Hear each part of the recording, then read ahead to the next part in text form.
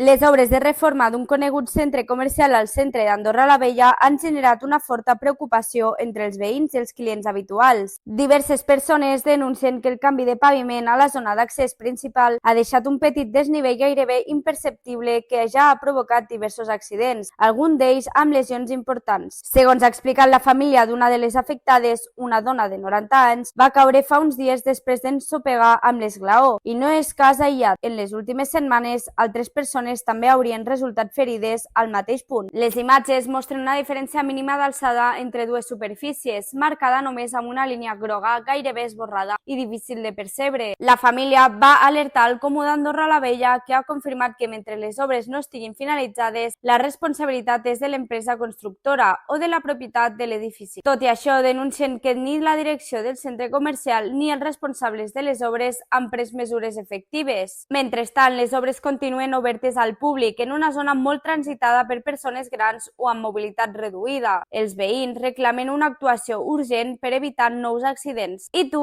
què en penses? Creus que s'hauria de tancar temporalment l'accés fins que es resolgui el problema? Segueix-nos per estar al dia de totes les novetats.